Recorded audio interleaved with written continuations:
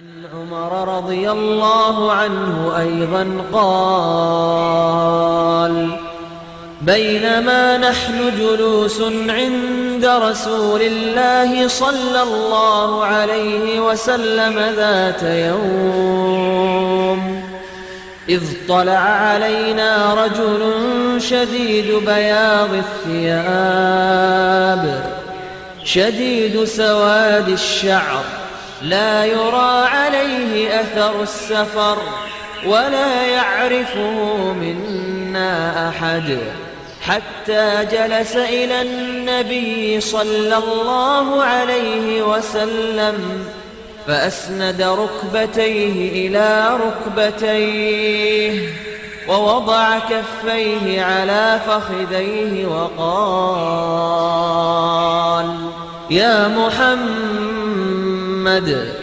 أخبرني عن الإسلام. فقال رسول الله صلى الله عليه وسلم: الإسلام أن تشهد أن لا إله إلا الله وأن محمدا رسول الله وتقيم الصلاة وتؤتي الزكاة وتصوم رمضان وتحج البيت إن استطعت إليه سبيلا. قال: صدقت. فعجبنا له يسأله ويصدقه. قال: فأخبرني عن الإيمان. قال: أن تؤمن بالله وملائكته وكتبه ورسله واليوم الآخر وتؤمن بالقدر خيره وشره. قال: صدقت. قال: فأخبرني عن الإحسان. قال: أن تعبد الله كأنك تراه فإن لم تكن تراه فإنه يراك. قال: فأخبرني عن الساعة. قال: ما المسؤول عنها بأعلم من السائل. قال: فأخبرني عن أماراتها.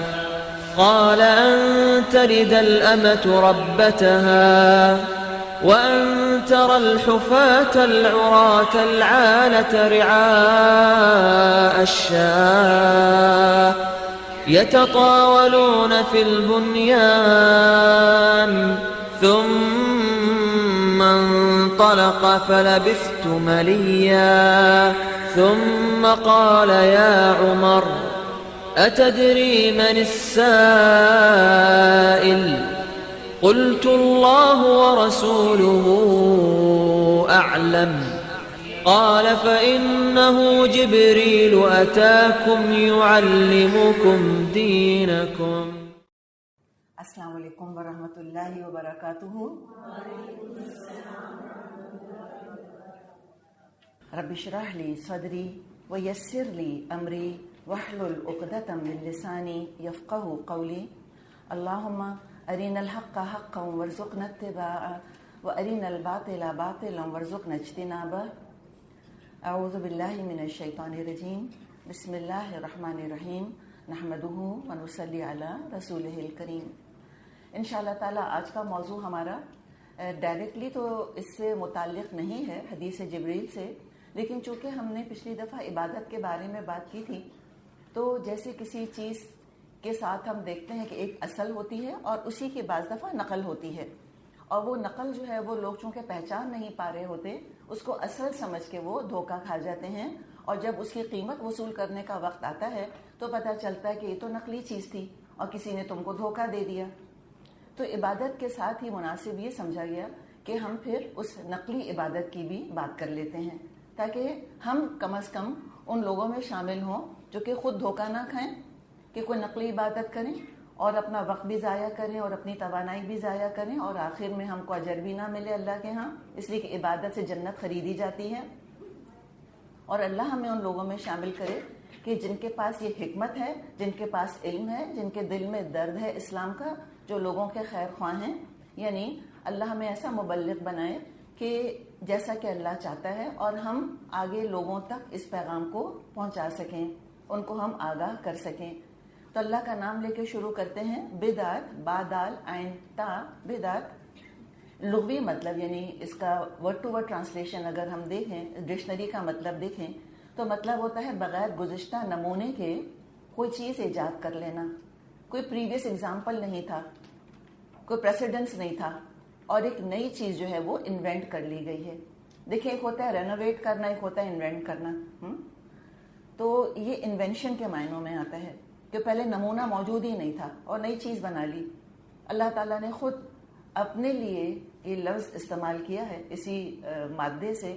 اللہ تعالیٰ اپنے لیے فرماتا ہے بدیع السماواتی والارض، بن دیکھے آسمانوں اور زمین کا بنانے والا، کہ کوئی پریویس ماڈل موجود نہیں تھا، کوئی آسمان زمین ایسا نہیں کا نمونہ نہیں تھا۔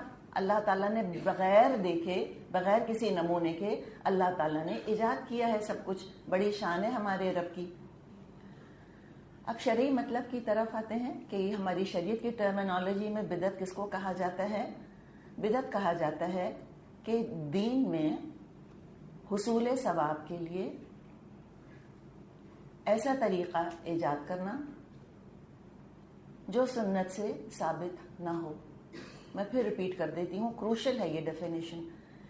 اگر آپ اس لیکچر کو انشاءاللہ غور سے سن لیں گی، آپ ڈیفینیشنز کو انشاءاللہ اچھی طرح سے سمجھ لیں گی، آپ کو ایک ایک عمل کے بارے میں پوچھنے کی ضرورت ہی نہیں پیش آئے گی کہ بتائیے کیا یہ بدعت ہے یا نہیں، بتائیے کیا یہ بدعت ہے کہ نہیں۔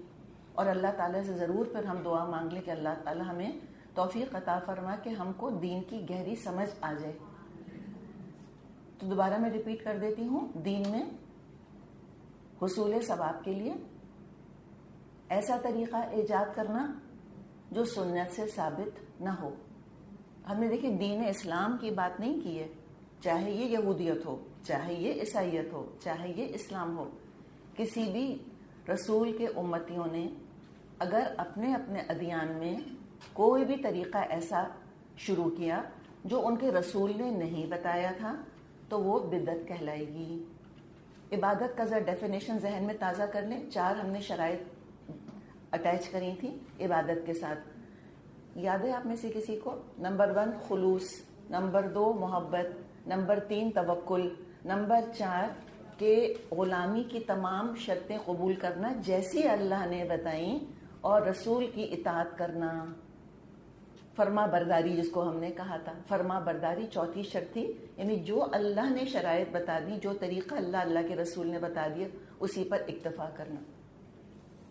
اب ہم کریں گے یہ کہ ہم اس سے نہیں آغاز کریں گے کہ بدعت کیا ہے، پہلے ہم شروع کرتے ہیں اس ٹاپک سے کہ بدعت کیا نہیں ہے، ٹھیک ہے؟ نمبر 1، سائنسی ترقی سے بدعت کا کوئی تعلق نہیں ہے۔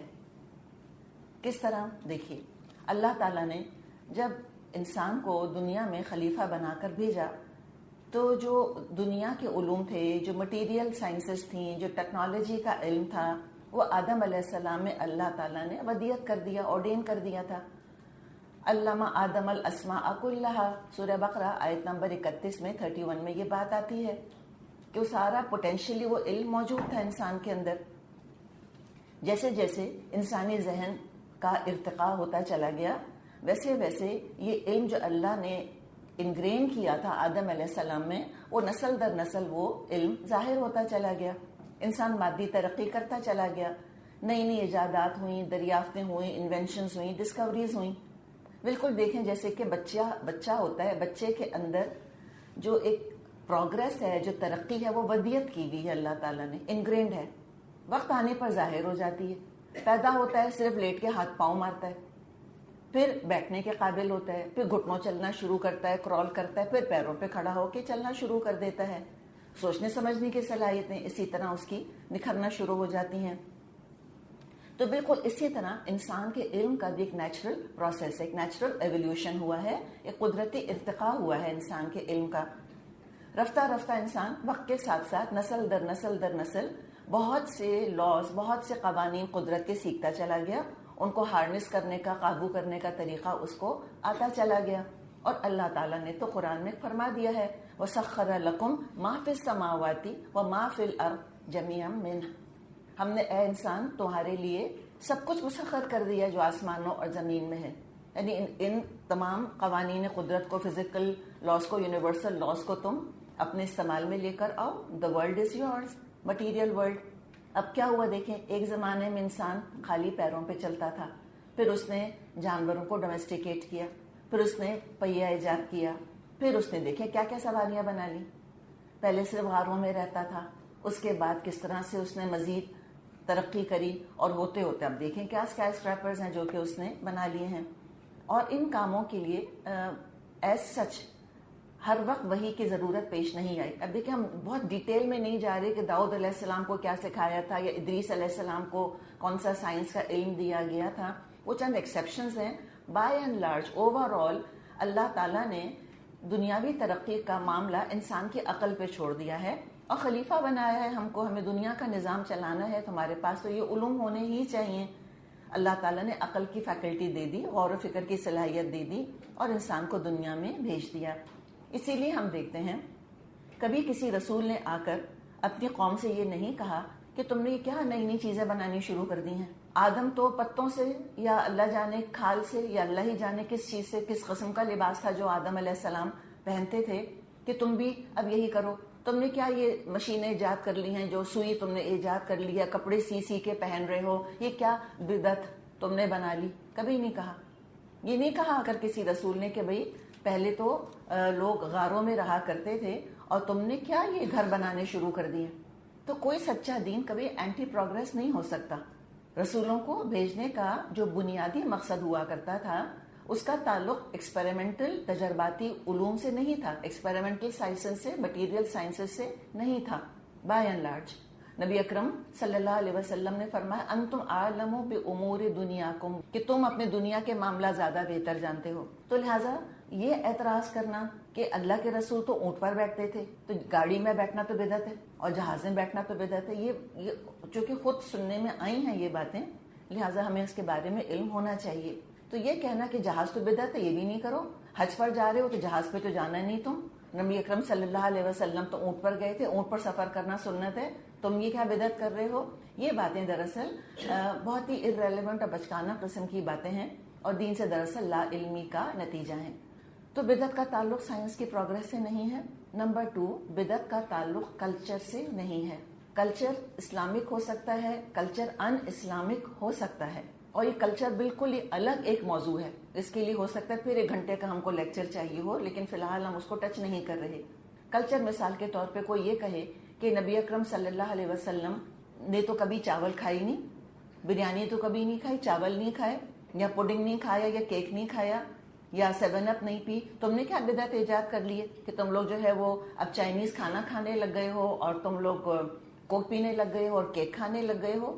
تو بات یہ ہے کہ الگ الگ کلچرز میں اس جگہ کے موسم کے لحاظ سے اور وہاں کے اپنے اسٹیپل آئٹمز جو ہیں فوڈ کے، اس کے حساب سے لوگوں کا پہننا اوڑھنا کھانا پینا خاص طرز کا ہوتا ہے. شریعت کے دائرے کے اندر ہے تو شریعت نے کوئی پابندی نہیں لگائی. تو لہٰذا یہ کہنا کہ فلاں چیز کھانا بدعت بن گئی، یہ پہننا جو ہے وہ بدعت ہو گیا، یہ بات بھی پھر دیکھیں کیا ہے، بہت ہی بچکانہ قسم کا اعتراض ہے. تو 2 باتیں الحمدللہ ہمارے راستے سے نکل گئیں، نہ سائنس کا تعلق بدعت سے ہے اور نہ کلچر کا تعلق بدعت سے ہے. ہاں کلچر کو ہم اسلامک ان اسلامک میں ڈفرینشیٹ کر سکتے ہیں کہ یہ اسلامی تمدن ہے، یہ غیر اسلامی تمدن ہے، اور اس کے کیا پروز اینڈ کونز ہیں وہ کبھی اللہ نے چاہا موقع ملا تو اس پر بھی ہم اچھی خاصی بات کر سکتے ہیں. باہر وہ بھی اپنی جگہ اہم موضوع ہے. تو اب بات یہ ہے کہ جب یہ ان دونوں چیزوں کا تعلق بدعت سے نہیں ہے تو پھر اللہ تعالیٰ نے جو رسولوں کو بھیجا تو اللہ تعالیٰ نے کیا سکھانے کے لیے بھیجا، اور اللہ تعالیٰ نے کیوں اتنا زور دے کے قرآن میں فرمایا کہ وما ارسلنا من رسول الا لیطاع باذن اللہ، کہ ہم نے تو کوئی رسول نہیں بھیجا مگر اس لیے کہ اس کی اطاعت کی جائے اللہ کی رضا سے. اور ہر رسول نے آ کر اپنی قوم سے یہی بات کی کہ ان اعبدوا اللہ، کہ اللہ کی تم عبادت کرو، واتقوہ، اور اس کا تقوی اختیار کرو، واطیعونی، اور میری اطاعت کرو. نہ تم عبادت کر سکو گے، نہ تم تقوی اختیار کر سکو گے جب تک تم میری اطاعت نہیں کرو گے۔ شخصی اطاعت کا، پرسنل اوبیڈینس کا شدت سے مطالبہ کیا ہے ہر رسول نے آ کر۔ اور بعض رسولوں کی کتابوں کے بارے میں معلوم ہے ہم کو، اور بعض رسولوں کی کتاب کا کوئی ذکر قرآن نے نہیں کیا۔ نوح علیہ السلام کی کسی کتاب کا ذکر نہیں ملتا، نہ ہود علیہ السلام اور نہ صالح علیہ السلام۔ تو جب رسولوں نے یہ بات کہی تو ہر قوم نے جواب میں ایک ہی بات کہی، کم و بیش، کیا کہ اذا قیل لهم تعالوا الى ما انزل الله والى الرسول، کہ جب ان سے کہا گیا کہ آؤ اس چیز کی طرف جو اللہ نے نازل کی ہے اور آؤ رسول کی اطاعت کی طرف، انہوں نے جواب دیا حسبنا ما وجدنا علیہ آباءنا، بس کافی ہے ہمارے لیے جس پر ہم نے اپنے باپ دادا کو پایا، جو ہم نے اپنے کلچر میں چیزیں دیکھی ہیں۔ اس طرز عمل پر اللہ تعالیٰ کی طرف سے بہت تعجب کا بھی اظہار ہوا ہے۔ اللہ تعالیٰ فرماتا ہے اولو کان آباؤہم لا یعلمون شیئا ولا یہتدون، کہ کیا یہ اپنے آباء و اجداد ہی کی پیروی کیے چلے جائیں گے، چاہے ان کے باپ دادا کو علم نہ ہو یا وہ ہدایت پر نہ ہو، تب بھی ان کے پیچھے چلیں گے، تب بھی رسول کی بات نہیں مانیں گے، اللہ کی بات کیا یہ نہیں مانیں گے؟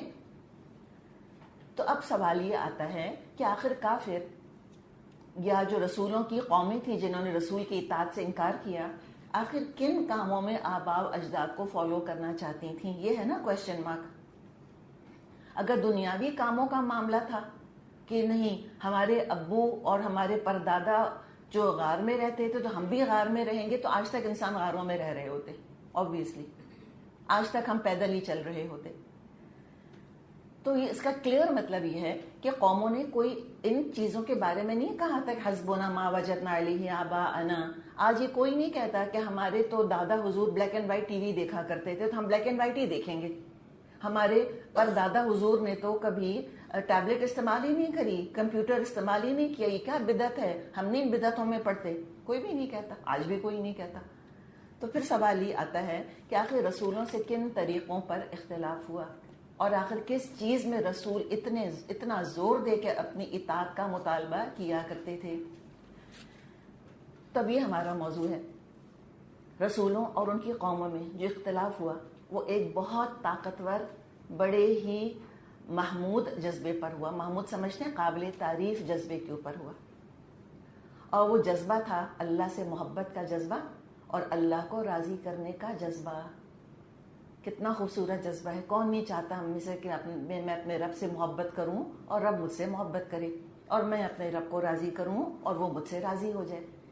تو اسی کو تو ہم نیکی کہتے ہیں، نیکی یہی تو ہے، اللہ کو راضی کرنا، اور وہ شرطیں عبادت کی دیکھ لیجئے پھر۔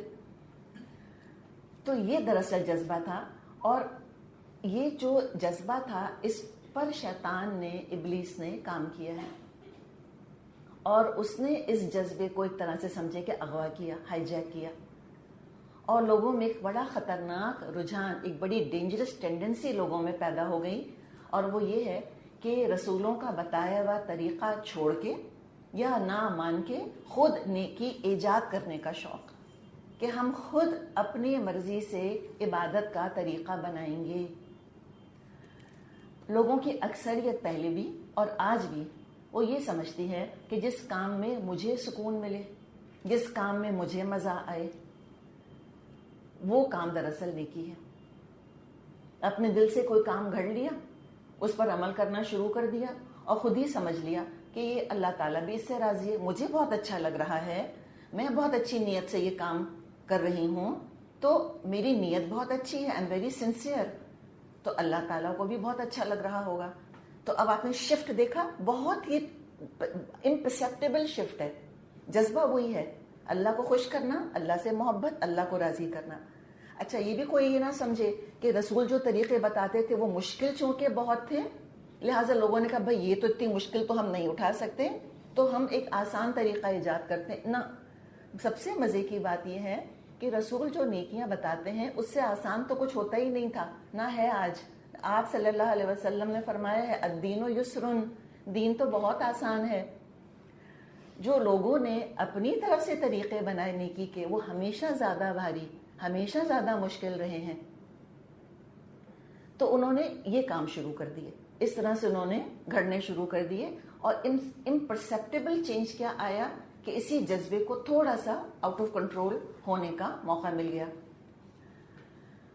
اور یہی انسانوں کی بہت بڑی گمراہی تھی، اور اسی بات پر رسولوں کا اور قوموں کا اختلاف ہوا. رسول کہتے تھے کہ تم جو کر رہے ہو کام وہ نیکی نہیں ہے. وہ قومیں کہتی تھیں کہ ہم جو کر رہے ہیں بس یہی نیکی ہے، ہم تمہاری باتیں نہیں مانیں گے. اب نیکی ہے کیا؟ اللہ کن کاموں سے خوش ہوتا ہے یہ کون بتائے گا؟ یہ سوائے اللہ کے اور کوئی نہیں بتا سکتا. دیکھیے مجھے اور آپ کو کوئی نہیں جان سکتا جب تک میں اور آپ اپنے بارے میں نہ بتائیں. میں اپنے ابو کو نہیں جان سکتی جب تک میرے ابو خود نہ بتاتے کہ ان کو کیا پسند ہے. ہم پسند پوچھتے ہیں نا، ہم جس سے محبت کرتے ہیں اس کی پسند پوچھتے ہیں کہ آپ کیا کھائیں گے. کسی کو انڈے سے الرجی ہے، ہمیں پڈنگ بہت پسند ہے، اب ہم نے پڈنگ کھلا دیا اس کو، یہ محبت ہے؟ الرجی ہو گئی نا. بعض دفعہ الرجک ریئیکشنز ایسے ہوتے ہیں کہ جان پر بن آتی ہے. کسی کو پینٹ سے الرجی ہے اور ہم نے پینٹ بٹر کھلا دیا اس کو، کیوں؟ اس سے کہ ہمیں بہت اچھا لگتا ہے. تو یہ تو کوئی محبت نہیں ہوئی. یہ کیسی محبت ہے؟ تو یہ تو عام انسانوں کا معاملہ ہے. ہم اللہ کی پسند کو تو جان ہی نہیں سکتے جب تک کہ اللہ خود نہ بتائے ہم کو. جنت کی کرنسی میں اور آپ ایجاد نہیں کر سکتے، یہ تو اللہ ایشو کرے گا. اللہ وہ کرنسی ایشو کرے گا جس کو کہ ہم نیکی کہتے ہیں. اللہ بتائے گا کہ کیا چیز مجھے پسند ہے اور میں کس سے راضی ہوں. اور اس کا صرف اور صرف ایک ہی ذریعہ تھا، وہ تھا علم الوحی. وحی کے ذریعے سے اللہ تعالیٰ یہ باتیں اپنے انبیاء اپنے رسولوں کو بتایا کرتا تھا. اور اللہ تعالیٰ نے اس وحی کے لیے کسی عام فرشتوں کو سلیکٹ نہیں کیا. تمام فرشتوں کے سردار جبریل علیہ السلام کو اللہ تعالیٰ پیغام دے کر بھیجا کرتا تھا، اور وہ رسولوں پر آ کر وحی نازل کرتے تھے کہ یہ طریقہ ہے عبادت کرنے کا. تو اہم کام کتنا ہے اس کا بھی اندازہ لگا لیں. اور ہم یہ بھی دیکھتے ہیں کہ رسولوں نے تو خود دعا کی ہے اللہ تعالیٰ سے. امام الناس ابو الانبیاء ابراہیم علیہ السلام، جنہوں نے کہ کعبہ کی تعمیر کی، بیت اللہ جنہوں نے بنایا، جنہوں نے اپنے بیٹے کے گلے پر چھری پھیر دی اللہ کی رضا کی خاطر، تقریباً کر ہی دیا تھا اپنی طرف سے. تو ان کے خلوص میں کسی کو شک ہو؟ ان کے خلوص میں شک ہو سکتا ہے؟ جنہوں نے اللہ سے دعا کی تھی کہ اللہم اجعلنا مسلمین لک، اللہ ہمیں اپنا فرما بردار بنا دے، مجھ کو اور میرے بیٹے کو، ہم دونوں کو. یہ دعا کر رہے ہیں. ان کے خلوص میں شک نہیں، ان کی محبت میں شک نہیں. تو خود ہی وہ طریقہ کوئی ایجاد کر لیتے کہ حج کیسے کرنا چاہیے. نہیں کیا، اللہ سے دعا کی ارینا مناسکنا، اللہ تو دکھا ہم کو کہ ہم کس طرح سے حج کے مناسک ادا کریں. یہ نہیں سوچا کہ میں تو خلیل اللہ ہوں. واتخذ اللہ ابراہیم خلیلا، اللہ نے ابراہیم کو خلیل بنایا ہے. اور خلت جو ہے یہ محبت کا تقریباً آخری درجہ ہوتی ہے، اس سے بڑھ کر کوئی اور درجہ نہیں ہے. محبت ہے یا اپنائیت ہے یا انس ہے یا عشق ہے، ان سب سے اوپر خلت کا درجہ ہے. تب بھی انہوں نے خود ایجاد نہیں کیا. جو جتنا اللہ سے قریب ہوگا وہ اتنا زیادہ نیکی کے بارے میں محتاط ہوگا. اور اللہ تعالیٰ نے خود بھی فرمایا ہے کہ وَاذْكُرُوهُ، تم اللہ کو یاد کرو. کیسے؟ کما ہداکم، جیسے اللہ نے ہدایت دی ہے تم کو. اور یہ بھی اللہ نے کہا کہ اس سے پہلے تو تم گمراہوں میں سے تھے، پتہ نہیں کس کس طریقوں سے تم اللہ کو یاد کر رہے تھے جو اللہ نے سکھایا ہی نہیں تھا تم کو. یہ مشرکین مکہ کو بھی سمجھائی گئی ہے یہ بات. تو لہٰذا پتہ یہ چلا ہم کو کہ رسول کی اطاعت کے بغیر اللہ کو راضی کرنا، نیکی کرنا، عبادت کرنا ناممکن ہے، امپاسبل. اللہ تعالیٰ نے فرمایا ہے سورہ نساء آیت 80 میں مَن یُطِعِ الرَّسُولَ فَقَدْ أَطَاعَ اللَّهَ، جس نے رسول کی اطاعت کی اس نے تو اللہ ہی کی اطاعت کری. تو اب ہم دیکھتے ہیں کہ بدعت کا تعلق کس چیز سے ہے. بدعت کا تعلق عبادت سے ہے. اور یاد ہے آپ کو ہم نے عبادت کی 2 اقسام ڈسکس کی تھیں، بالواسطہ بلا واسطہ، انڈائریکٹ ڈائریکٹ. اور انڈائریکٹ میں تو ہم نے بہت سی چیزیں دیکھ لی تھیں. ڈائریکٹ عبادت آپ کو یاد ہے مراسم عبودیت، موڈس آف ورشپ. تو بدعت کا تعلق دراصل بلا واسطہ عبادت سے ہے، اس سے کا تعلق ہے. ڈائریکٹ عبادت جس کو کہ ہم موڈس آف ورشپ کہتے ہیں، گاڑی عبادت کہ دیکھ کے پتہ چل جائے کہ یہ عبادت ہے. اور پھر اللہ تعالیٰ نے یہ بات بھی ہم سے کہہ دی ہے کہ دیکھو قل، ان سے کہیے کہ اللہ کی محبت کا تم دعویٰ کرتے ہو، بہت اچھی بات ہے. اب اس کا لٹمس ٹیسٹ کیا ہوگا، ایسڈ ٹیسٹ کیا ہے اللہ کی محبت کا؟ اللہ تعالیٰ نے فرمایا ہے کہ قل، اے نبی صلی اللہ علیہ وسلم ان سے کہہ دیجئے ان کنتم تحبون اللہ، اگر تم اللہ سے محبت کرتے ہو فاتبعونی، تو میری پیروی کرو، محمد صلی اللہ علیہ وسلم کے نقش قدم پر چلو. اطاعت کی بات نہیں کی ہے، اتباع، ان کے فٹ سٹیپس کو فالو کرو. یحببکم اللہ، اللہ تم سے محبت کرنے لگ جائے گا. تو رسالت کا اہم ترین کام نیکی کے طریقے بتانا ہے تاکہ انسان اپنی منزل یعنی اللہ کی رضا اور جنت پا سکے. مثلا اب ہم تھوڑی سی مثالیں ڈسکس کرتے ہیں. قرآن پڑھنا نیکی ہے، 100% نیکی ہے. کس طرح پڑھنا ہے، کیا مقصد ہے اس کا؟ کہ ایمان کی فصل بڑھے اور ہدایت حاصل ہو.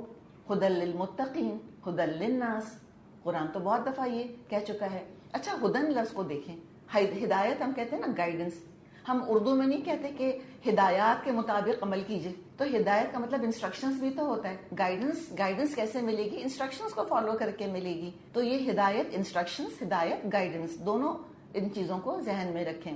تو قرآن کا مقصد کیا ہے؟ ہدایت. قرآن کا مقصد ہے گائیڈنس، اور قرآن کا مقصد ہے پڑھنے کا کہ انسان کا ایمان بڑھتا چلا جائے.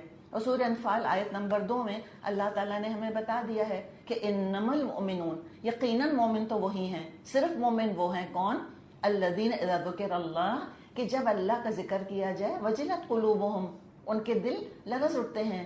وَإِذَا تُلِيَتْ عَلَيْهِمْ آیاتہ، اور جب اللہ کی آیات ان پر تلاوت کی جاتی ہیں زادتہم ایماناً، ان کا ایمان بڑھ جاتا ہے. اللہ نے خود ہی یہ بات کہی ہے.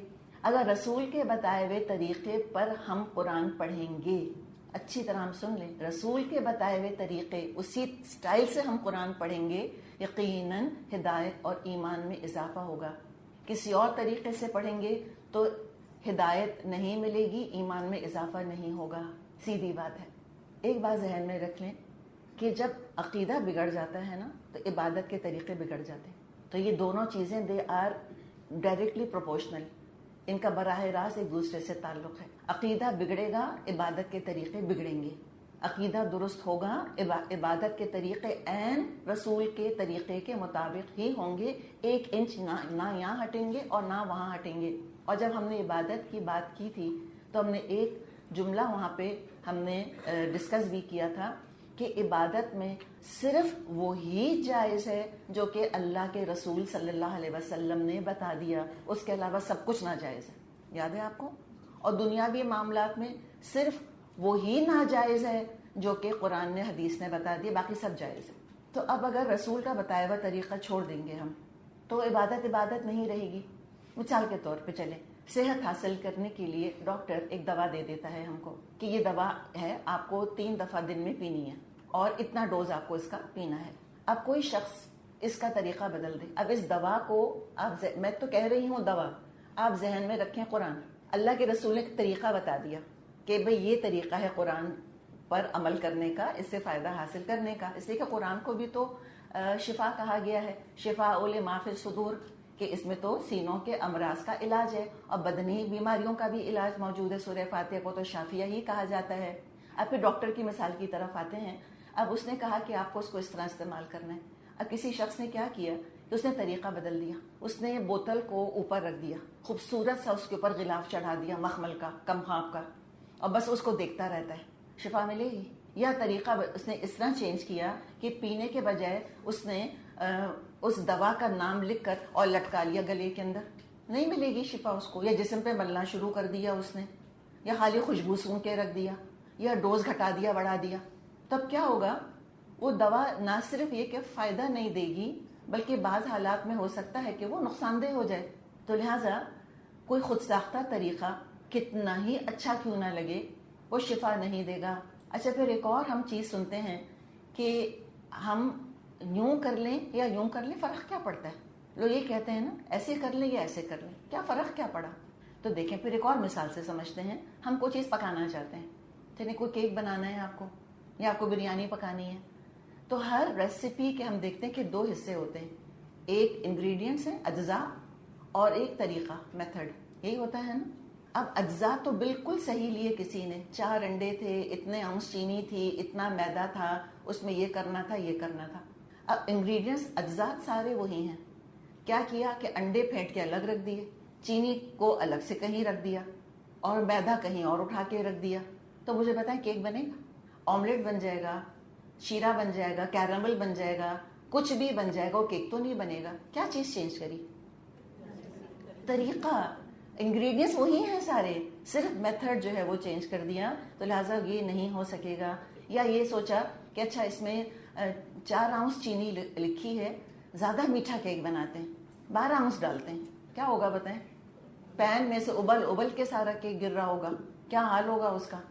تو کمی بیشی کر دی چیزوں میں، انگریڈینٹس میں کمی بیشی کر دی، تب بھی وہ چیز جو ہے وہ نہیں، نہ صرف نہیں بنے گی بلکہ ساری محنت بیکار ہو جائے گی، کسی کام کی نہ رہے گی. تو ہر چیز ایک ریشیو پروپورشن کے حساب سے استعمال کی جاتی ہے. اسی طرح رسول نیکیوں کے بارے میں بتاتے ہیں کون سی نیکی کتنی درکار ہے.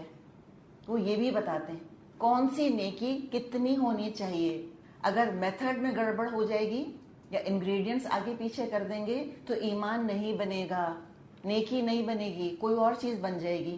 بلکہ اس سے بڑھ کر خطرہ کیا ہے کہ ایمان یا عمل خراب ہو جائے، اس میں کوئی کرپشن پیدا ہو جائے. کانسٹنٹلی ہم نماز میں دعا مانگ رہے ہوتے ہیں، اہدنا الصراط المستقیم، اللہ ہمیں درست راستے کی ہدایت دے دے. اب اس ہدایت کے لفظ کو دیکھیں تو شفا کو دیکھا ہم نے، اب ہدایت کو دیکھ لیتے ہیں. سمپل سی مثال ہے، ہمیں کسی کے گھر جانا ہے، انہوں نے وہی ہم کو انسٹرکشنز دیں گے نا، وہ ہدایت، گائیڈنس، انسٹرکشنز. ہم ان انسٹرکشنز کو فالو کریں گے تو وہاں پہنچیں گے. اب پتہ چلا ہم نہیں پہنچے ان کے گھر. انہوں نے ہمیں انسٹرکشنز دی تھیں کہ آپ سیدھا جائیے گا، فلاں گلی چھوڑ کے فلاں پہ آپ رائٹ ہینڈ پہ ٹرن ہو جائیے گا. ایسی انسٹرکشنز دی جاتی ہیں، پتہ بتایا جاتا ہے. نہیں پہنچے. بھئی پوچھا کدھر رہ گئے؟ کہا کہ وہ ہم تو سیدھے ہاتھ کے بجائے الٹے ہاتھ کو مڑ گئے تھے. تو کہیں گے بھائی آپ سے کہا تھا نا کہ رائٹ ہینڈ کو ٹرن کیجیے گا. تو جواب میں کہیں گے آپ نے منع بھی تو نہیں کیا تھا کہ الٹے ہاتھ کو مت مڑیے گا. تو اب مجھے بتائیں کوئی ہدایت ملے گی ان کو؟ تو یہ کوئی دلیل نہیں ہے جو لوگ کہتے ہیں کہ بھئی ٹھیک ہے اگر یہ طریقہ ہے تو فلاں طریقے سے منع تو نہیں کیا. قرآن پڑھنا ٹھیک ہے، ہم مانتے ہیں قرآن کا طریقہ، لیکن اس طرح سے قرآن پڑھنے سے منع تو نہیں کیا. تو بات وہی ہے کہ اگر کسی چیز کے ساتھ یہ انسٹرکشنز لگائی جائیں کہ آپ کو یہ کرنا ہے اور یہ نہیں کرنا. اب کسی کو گھر کا پتہ بتاتے ہوئے ہم کہیں گے کہ آپ سیدھے جائیے گا اور پھر آپ سیکنڈ گلی میں سیدھے ہاتھ کو مڑیے گا، آپ الٹے ہاتھ کو نہیں مڑیے گا، آپ یو ٹرن نہیں کیجیے گا، آپ یہ نہیں کیجیے گا. تو ہدایات تو اتنی بوجھل ہو جائیں گی کہ کوئی بات انسان کی سمجھ میں بھی نہیں آئے گی. نماز ہے مثال کے طور پہ، ہمیں طریقہ پتہ ہے. کیا بتایا نبی اکرم صلی اللہ علیہ وسلم نے کہ ہر رکعت میں 2 سجدے ہیں، اور جب ہم قیام کرتے ہیں تو سورہ فاتحہ پڑھتے ہیں. اب کسی کو اتنا مزہ آیا کہ اس نے 3 سجدے کرنے شروع کر دی. اور ہم جانتے ہیں کہ انسان سجدے میں سب سے زیادہ اللہ کے قریب ہوتا ہے. اب اس نے کہا میں تو اللہ سے قریب ہونا چاہتا ہوں، 3 سجدے شروع کر دیے. اور سجدے میں دعائیں قبول ہوتی ہیں، اہدنا الصراط المستقیم. اس نے کہا میں تو سجدے میں سورہ فاتحہ پڑھوں گا یا پڑھوں گی. اب اس کی نماز رہے گی کیا؟ کیا بدل گیا؟ طریقہ بدل گیا. سجدہ سہو کرنا پڑے گا، یہ تو غلطی شمار ہوگی. تو بات یہ ہے کہ جو طریقہ بتا دیا گیا اب بس ہم باؤنڈ ہو گئے ہیں اس کے ساتھ. ہم نہ آگے ہو سکتے ہیں نہ پیچھے ہو سکتے ہیں. اس میں دیکھیں قرآن نے 2 بڑے اہم الفاظ استعمال کیے ہیں. ایک ہے مخلص، خلوص والا، سنسیئر. دوسرا لفظ ہے مخلص، لام پہ زبر ہے. ایک میں لام کے نیچے زیر ہے، ایک میں لام کے اوپر زبر ہے. مخلص اور مخلص 2 لفظ ہیں. مخلص یعنی ہدایت دیا ہوا. اللہ کے ہاں قبولیت کے لیے خلوص بھی ضروری ہے، مخلص ہونا بھی ضروری ہے، اور اللہ کے ہاں قبولیت کے لیے مخلص ہونا بھی ضروری ہے، خلوص بھی ہو اور ہدایت بھی ہو. اب آپ یہ دیکھیں عیسائیوں کی مثال اگر ہم لیں تو کیا وہ خلوص دل سے کام نہیں کرتے؟ کتنی محبت کی ہے عیسیٰ علیہ السلام سے، ان کے جذبے کے اندر کوئی شک ہے ہم کو؟ اگر آپ کبھی عیسائی پریسٹ وغیرہ کے بارے میں پڑھیں تو وہ عیسیٰ علیہ السلام کی محبت میں بعض دفعہ صلیب، اسی طرح کی صلیب اٹھاتے ہیں اور وہ اپنے آپ کو کوڑے مارتے ہیں کہ جیسے ان کے خیال میں جس طرح عیسیٰ علیہ السلام پر تعذیب کی گئی تھی، ان کو جس طرح ٹارچر کیا گیا تھا، تو اتنا ان کو درد ہوتا ہے عیسیٰ علیہ السلام کا، اتنی شدید محبت ہے. کہتے ہم بھی اپنی جان کے اوپر وہی سارا ٹارچر برداشت کریں گے جو کہ رومنز نے عیسیٰ علیہ السلام پہ کیا تھا. ان کی تاریخ کا یہ حصہ ہے، رومن ہسٹری کا بھی اور کرسچن ہسٹری کا بھی. اسلام کا اختلاف الگ ہے، وہ اپنی جگہ، بٹ اکارڈنگ ٹو دیم. تو امیجن کریں جو اپنے آپ کو کوڑے مار رہا ہے، اپنے آپ کو خون آلود کر رہا ہے، کتنی محبت کرتا ہوگا وہ عیسیٰ علیہ السلام سے. تو یقیناً ان کو محبت بہت ہے، کوئی شک نہیں ان کی محبت میں ہم کو. اور جو انہوں نے محبت کی اتنی کی کہ کہا کہ تو انسان بھی نہیں تھے، یہ تو اللہ کے بیٹے تھے، تو یہ محبت ہی کی وجہ سے ہوا. تو یہ محبت بھی کتنی کرنی ہے اور تعظیم بھی کتنی کرنی ہے، یہ خود رسول ہی بتا کر جاتے تھے، اور ہمارے نبی بھی بتا کر گئے ہیں ہم کو کہ مجھ سے کیسی محبت کرنی ہے، اظہار کیسے کرنا ہے، میری کس طرح تعظیم کرنی ہے، اظہار کیسے کرنا ہے. یہی جذبے آؤٹ آف کنٹرول ہوتے ہیں. شیطان جو ہے وہ انہی جذبوں کے اوپر آ کر ڈیرا لگاتا ہے. تو ان کے ہاں تو ان کے خیال کے مطابق تو قیامت کے دن نجات ہو ہی نہیں سکتی کسی کی جب تک وہ یہ بات نہ مانے کہ عیسیٰ علیہ السلام جو ہیں وہ اللہ کے بیٹے. ان کے ہاں شادی نہ کرنا بہت بڑی نیکی ہے، بہت بڑی نیکی. بس جو انہوں نے اپنے باپ دادا کے ساتھ دیکھا معاملہ ہوتا ہوا، آنکھ بند کر کے اسی پہ چل پڑے. انہم الفوا آباءہم ضالین فہم علی آثارہم یہرعون. انہوں نے اپنے باپ دادا کو گمراہ پایا اور انہی کے نقش قدم پر دوڑ پڑے. یہ جو رہبانیت انہوں نے ایجاد کی ہے، اب امیجن کریں، کبھی آپ ان کے ننس کے بارے میں پڑھیں، کبھی ان کے پریسٹ کے بارے میں پڑھیں، کس قدر مشکل زندگی. آسان ہے کوئی زندگی؟ ایک تو شادی نہ کرنا، دوسرے رشتہ داروں سے نہ ملنا. ان کا یہ خیال تھا کہ اگر اللہ سے محبت کرنی ہے تو کسی اور سے محبت نہیں کرنی چاہیے. ان کے ہاں آپ کو عیسائی پریسٹ کے بارے میں آپ پڑھیں تو آپ کو پتہ چلے گا کہ اپنے خاندان کو چھوڑ کے چلے گئے.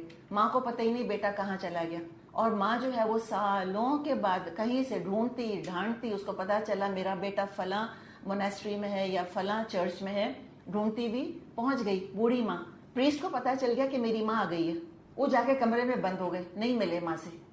ماں وہی دروازے پہ مر گئی، دم توڑ دیا اس نے. تو روتے دھوتے آئے، اماں کو دفن کر دیا. اس لیے کہ ان کا یہ خیال تھا کہ اللہ کی محبت کی وجہ سے ہمیں کسی اور سے محبت کرنی ہی نہیں چاہیے. جو ننز وغیرہ ہیں، ان کے بعض آرڈرز ہیں، ان کو اجازت نہیں ہے کہ یہ خاندان والوں کے ساتھ بیٹھ کے کھانا کھا سکیں. کم سختی ہے، کتنی شدید سختی ہے. اللہ نے تعریف کی ہے اس چیز کی. اللہ تعالیٰ فرماتا ہے وَرَهْبَانِيَةً ابْتَدَعُوهَا، رہبانیت کی بدعت انہوں نے ایجاد کر لی. مَا كَتَبْنَاهَا عَلَيْهِمْ، ہم نے ان کے اوپر یہ چیز فرض نہیں کی تھی. ہم یہ دیکھتے ہیں کہ یہ جو بدعت کا معاملہ ہے یہ مکے والوں کے اندر بھی موجود ہے. اور دیکھیے اس وقت ہم بدعت کو بہت زیادہ ڈیٹیل میں ڈسکس نہیں کر رہے، ورنہ تو ہم کو 3-4 لیکچرز کا اہتمام کرنا پڑے گا. اعتقادی بدعت کیا ہوتی ہیں، بدعت مکفرہ کیا ہوتی ہے جو کفر تک پہنچا دے انسان کو. ظاہر ہے یہ عقیدے کی بدعت ہوتی ہے نا، وہ تو سب اپنی جگہ کہانی ہے. ہم تو صرف بدعت کو سمجھنا چاہ رہے ہیں اپنے کانٹیکسٹ کے اندر، جو ہم مسلمان جس خطرے سے بچنا چاہ رہے ہیں.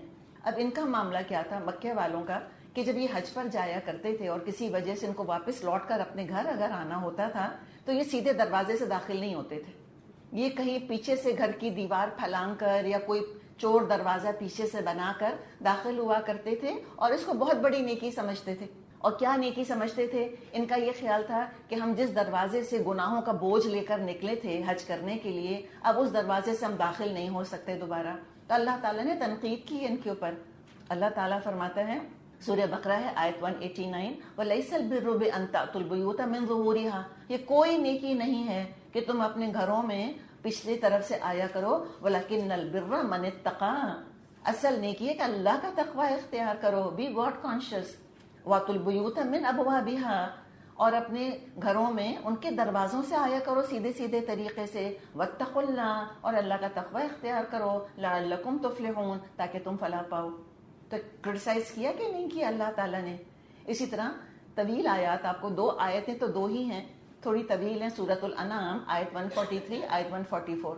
اللہ تعالیٰ ان کے ہاں، اللہ تعالیٰ نے ان کے ہاں جو کچھ بدعات کھانے پینے کی رائج ہو گئی تھیں ان کے بارے میں بات کی ہے. کچھ جانوروں کو انہوں نے اپنے لیے حلال کر لیا تھا، کچھ کو حرام کر لیا تھا. کچھ جانور خالی مرد کھا سکتے تھے، کچھ جانور صرف عورتیں کھا سکتی تھیں، اور کچھ جانور دونوں مل جل کر کھا سکتے تھے. اس کو عبادت کا ثواب کا درجہ دے دیا تھا. جیسے فاتحہ وغیرہ کا معاملہ ہوتا ہے، ہمارے بعض کھانوں کے لیے رسومات بن گئی ہیں کہ کمرے سے باہر نہیں جائیں گی، اسی خاص دن یہ بنیں گی اور یہ ہوگا، اور اس کے لیے یہ نظر اور یہ نیاز ہے. تو اس پہ اللہ تعالیٰ نے تنقید کی ہے. ثمانیۃ ازواج، 8 جوڑے ہیں، اور تم بتاؤ کیا یعنی ان کے نر اللہ نے حرام کیے یا اللہ تعالیٰ نے ان کی مادہ حرام کی ہے تمہارے اوپر؟ کہاں لکھا ہے تمہارے پاس؟ کوئی ثبوت ہے تمہارے پاس کہ تم نے اپنی مرضی سے حلال اور حرام کے فیصلے کرنے شروع کر دیے؟ اور ظاہر خلوص کے ساتھ ہی کیا ہوگا.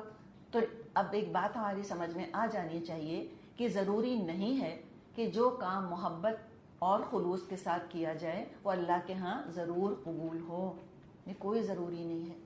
بعض لوگوں پر یہ بات بھی ہم نے کی تھی، عمل کا دروازہ کھلا ہوتا ہے، قبولیت کا دروازہ بند ہوتا ہے. اللہ نہ کرے کہ ہم ان لوگوں میں شمار کیے جائیں.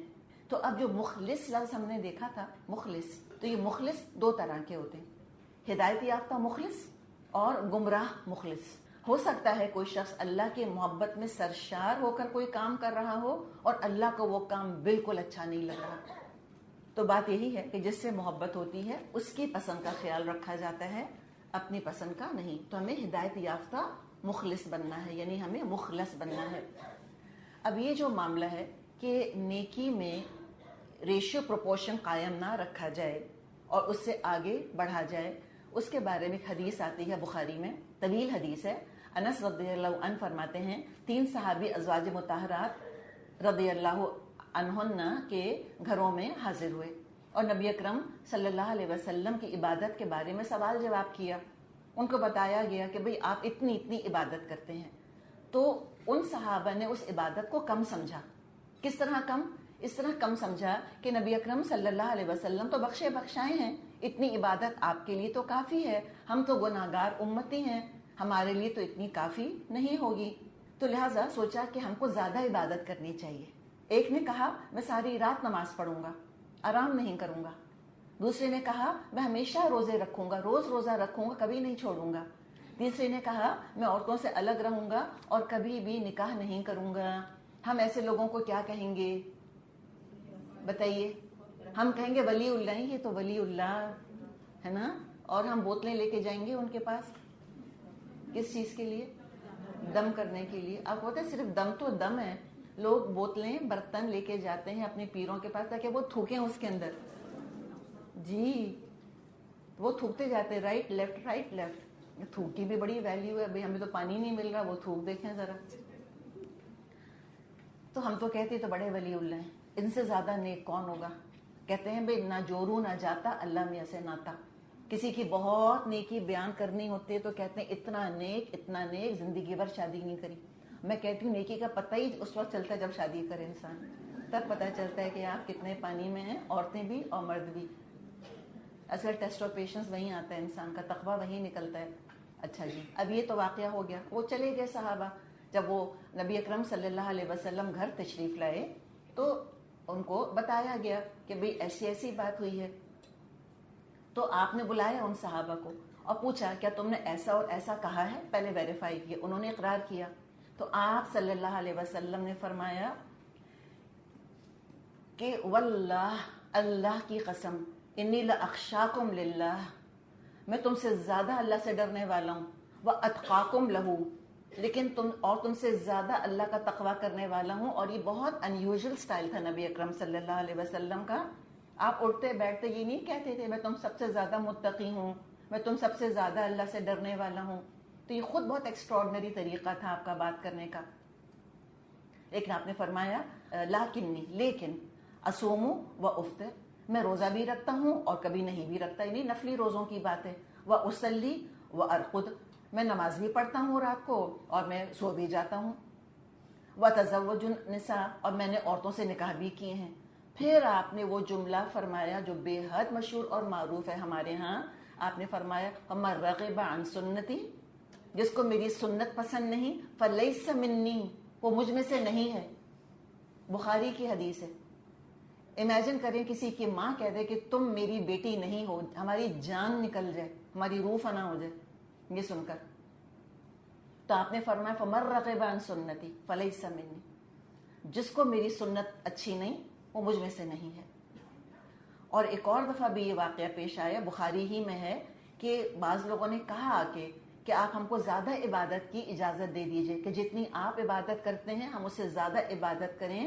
آپ صلی اللہ علیہ وسلم اتنا ناراض ہوئے، اتنا آپ غصہ ہوئے کہ آپ کے چہرے پر اس کا اثر نظر آنے لگ گیا. یہ بھی غیر معمولی بات تھی، آپ کو غصہ نہیں آتا تھا، آپ کی طبیعت میں بہت حلم تھا. پھر آپ نے فرمایا بے شک میں تم سب سے زیادہ پرہیزگار اور اللہ کے احکام کے بارے میں سب سے زیادہ جاننے والا ہوں. تو یعنی کہ اللہ رسول کا طریقہ ہی جو بتا دیا اختیار کرو. رسول سے بڑھ کر تم نیک نہیں ہو سکتے. بدعت کیا ہے؟ نیکی بھی کر رہے ہو تو رسول کی مخالفت میں کر رہے ہو، تو وہ کیا نیکی جو ہے وہ نیکی قرار پائے گی. تو کسی شوق کا نام دین نہیں ہے، نہ کسی عادت کا نام دین ہے، نہ کسی رواج کا نام دین ہے۔ آباء و اجداد کی خدمت کرنی ہے، عزت کرنی ہے، تعظیم کرنی ہے، تقدیس کا رنگ شامل نہیں ہونا چاہیے ان کے اندر۔ ان کو دین بنانے کی پرمیشن نہیں دی ہے اللہ تعالیٰ نے۔ یہ دراصل آباء پرستی میں چیز آ جاتی ہے، انسسٹر ورشپ، کہ حسبنا ما وجدنا علیہ آباءنا، ہمارے باپ دادا تو ہمیشہ سے یہ کرتے چلے آئے۔ آپ عام یہ بات سنیں گی، فلاں نظر، فلاں نیاز، بڑے پیر کی نیاز، فلاں مزار پر جانا، یہ تو ہمارے خاندان میں ہمیشہ سے ہوتا چلا آیا ہے، یہ کہا جاتا ہے۔ تو کسی رواج کا نام دین نہیں ہے، نہ کسی ایسے کام کا نام دین ہے یا نیکی ہے کہ جس میں مجھے سکون ملے یا مجھے مزہ آئے۔ دین کیا ہے؟ اطیعوا اللہ و اطیعوا الرسول، اللہ کی اطاعت کرو اور اللہ کے رسول کی اطاعت کرو۔ اب اپنی مرضی اور عقل کا اختیار ختم۔ اب جو کہا جائے گا وہ کرنا ہے، جو طریقہ بتایا جائے گا بس اسی پر عمل کرنا ہے، مزہ آئے یا نہ آئے۔ جس وقت جو کام کرنے کو کہا جائے گا اسی وقت وہ کام کریں گے۔ نہ نماز میں کچھ رکھا ہے، نہ روزے میں کچھ رکھا ہے۔ بہت بڑی بات ہے، آپ کو سن کے حیرت بھی ہوگی کہ کیا کہا جا رہا ہے۔ جی، نہ نماز میں کچھ رکھا ہے، نہ روزے میں کچھ رکھا ہے، سارے کا سارا جو اجر ثواب ہے وہ رسول کی اطاعت میں رکھ دیا گیا ہے۔ اچھا، اب آپ کہیں کہ آپ مثال دیجئے۔ چلیں، مثال آپ کے سامنے ہے۔ وقت پر نماز پڑھنا سب سے بڑی نیکی ہے، اللہ کو بہت پسند ہے یہ کام۔ عین میدان عرفات میں سب موجود ہیں، مغرب کا وقت آ گیا، ایک شخص نماز نہیں پڑھتا، ناٹ ون۔ کیوں؟ کہاں لکھا ہے قرآن میں؟ میں پوچھتی ہوں آپ سے، کہاں لکھا ہے قرآن میں کہ ہم کو نہیں پڑھنی چاہیے مغرب کی نماز وقت پر؟ جانتے بوجھتے نماز چھوڑنا کبیرہ گناہوں میں اس کا شمار کیا جاتا ہے۔ کیوں نہیں پڑھ رہے؟ اس لیے کہ محمد صلی اللہ علیہ وسلم نے نہیں پڑھی، سمپل اس لیے۔ مزدلفہ جا کر عشاء کے ساتھ اس کو جمع کیا، مغرب اور عشاء کمبائن کر کے پڑھی۔ کوئی کہے مجھے تو عادت ہے وقت میں مغرب پڑھنے کی، تو یہ کام کیسا ہوگا؟ نہ صرف یہ کہ نیکی نہیں ہوگا، الٹا گناہ گار ہوگا۔ لاکھوں کا مجمع ہوتا ہے عرفات میں، کسی ایک کو کبھی نہیں دیکھا گیا ہوگا کہ وہاں کھڑے ہو کے نماز پڑھنا شروع کر دے۔ تو سبق کیا ہے کہ مغرب کے وقت میں کچھ نہیں رکھا، سارے کا سارا رسول کی اطاعت کے اندر ہے۔ نماز بھی عبادت نہیں ہے اگر رسول کے طریقے سے وہ ہٹ جائے گی تو۔ طواف بھی عبادت نہیں رہے گا اگر رسول کے طریقے سے ہٹ جائے گا۔ کسی کا خلوص اور اس کی محبت کا حال یہ کہ دیوانہ وار طواف کر رہا ہے بیت اللہ کا، روتا جا رہا ہے، طواف کرتا جا رہا ہے، 10 چکر کہتا ہے میں لگاؤں گا، نہیں ہے طواف ہی اس کا، ساتھ پہ رکنا پڑے گا اس کو، وہ ایڈیشن نہیں کر سکتا اس کے اندر اپنی طرف سے۔ اسی طرح روزہ ہے، بھوکا رہنے میں جب ثواب کب تھا؟ جب اللہ کے رسول نے کہا تھا۔ اب اذان ہو گئی ہے مغرب کی، اب کوئی بھوکا رہے تو یہ کوئی ثواب نہیں ملے گا اس کو، تو پھر سارا کمال اطاعت کا ہے۔ اویس قرنی، یہ بڑی مشہور شخصیت ہے ان کی، یہ تھے تو نبی اکرم صلی اللہ علیہ وسلم ہی کے زمانے میں، لیکن ان کو صحابی شمار نہیں کیا جاتا، ان کو تابعی شمار کیا جاتا ہے، اس لیے کہ یہ نبی اکرم صلی اللہ علیہ وسلم سے کبھی ملے نہیں تھے، ملاقات نہیں کی تھی۔ کیوں؟ ریزن یہ کہ اللہ اور اللہ کے رسول نے ماں کی خدمت کا حکم دیا ہے، وَبِالْوَالِدَيْنِ إِحْسَانًا، ان کی ماں کی دیکھ بھال کرنے والا کوئی بھی نہیں تھا، تو لہٰذا ان کو اپنی ماں کی خدمت کرنی تھی۔ اگر نبی اکرم صلی اللہ علیہ وسلم سے ملنے مدینہ آتے تو ماں کا کیا ہوتا پھر؟ تو اس وجہ سے رکے رہے، ٹھہرے رہے۔ ہم جیسا کوئی اگر ہوتا تو ہم تو دیدار کے شوق میں چل پڑے ہوتے کب سے، ہم کہتے کوئی بھی سنبھال لے اماں کو، اماں سے کہتے اماں ٹرائی ٹو بی انڈرسٹینڈنگ، کچھ تو سمجھیں نا آپ، نہیں ہلے اپنی جگہ سے، وہیں رہے اور اللہ کے رسول کے دیدار کو قربان کیا۔ شوق سوچیں نا کتنا شوق ہوگا، کس چیز کے اوپر؟ اطاعت کے اوپر، شوق قربان کیا اطاعت کے اوپر۔ صحیح مسلم میں روایت ہے، اللہ کے رسول صلی اللہ علیہ وسلم نے فرمایا میرے حکم اور اللہ کی رضا کی خاطر میرے دیدار کو قربان کیا۔ تو دین نام ہے اطاعت اور اتباع کا۔ بخاری میں حدیث ہے، آپ صلی اللہ علیہ وسلم نے فرمایا کل امتی یدخلون الجنہ الا من ابا، کہ میرے سارے امتی جنت میں داخل ہوں گے سوائے اس کے جس نے خود انکار کر دیا داخل ہونے سے۔ تو صحابہ حیران ہو گئے، پوچھا قالوا ومن یأبی، کہ اللہ کے رسول بتائیے کون انکار کرے گا جنت میں داخل ہونے سے؟ تو قال، آپ صلی اللہ علیہ وسلم نے فرمایا، من اطاعنی دخل الجنہ، جس نے میری اطاعت کری وہ جنت میں داخل ہوگا، ومن عصانی، اور جس نے میری نافرمانی کری فقد ابا، اس نے جنت میں داخل ہونے سے انکار کر دیا۔